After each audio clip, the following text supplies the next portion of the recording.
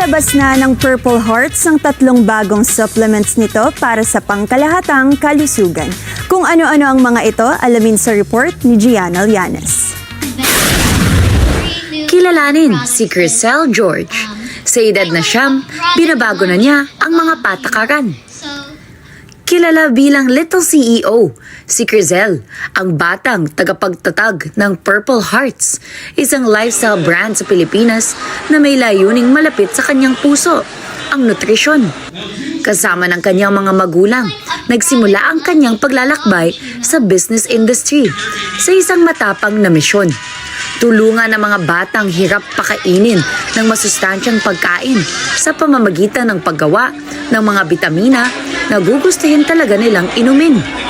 Sa tulong ng Purple Hearts, inilunsad nila ang mga chewable supplements na layuning gawing masayang pagpipilian ang pagiging malusog sa halip na gawain lamang.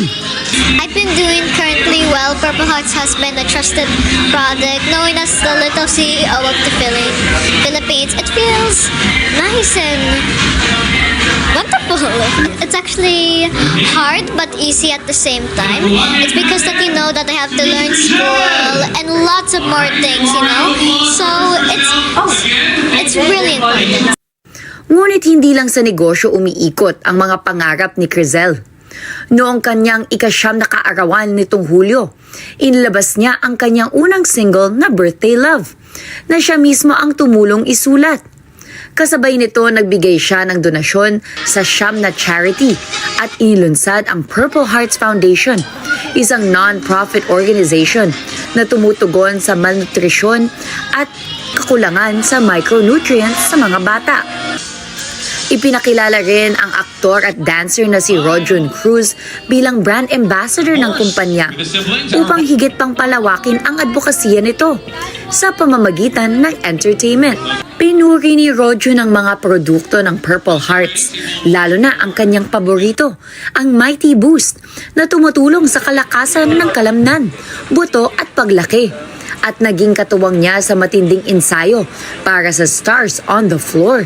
Kaya nga, thankful din ako sa Purple Hearts kasi nag-take din talaga ako ng Purple Hearts. So, nababalance ko yung work ko and yung time ko with the family. Kasi syempre, kahit na busy tayo, gusto ko masubaybayan yung milestones ng mga babies ko. Nagpakilala rin ang Purple Hearts ng 3 bagong supplements para sa pangkalahatang kalusugan. Immune Boost para sa suporta sa immune system. Mighty Boost para sa pisikal na paglaki. At Smarty Boost para sa konsentrasyon at pagganap ng isip. Bawat produkto ay pinaghalong siyensya ng nutrisyon at masayang disenyo para sa mga bata. Sa pagsasama ng likas na pagiging negosyante, pagiging malikhain, at layunin makapaglingkod sa kapwa, pinatutunayan ni Crisel na hindi kailangang tumanda para baguhin ang mundo. Sa edad na 9, kasama ng kanyang mga nakatatandang kapatid at kanilang mga magulang, ginagawa na niya ito ng madali at masaya. Gianna Llanes para sa Mata ng Agila. Matatag, matapang, matapat.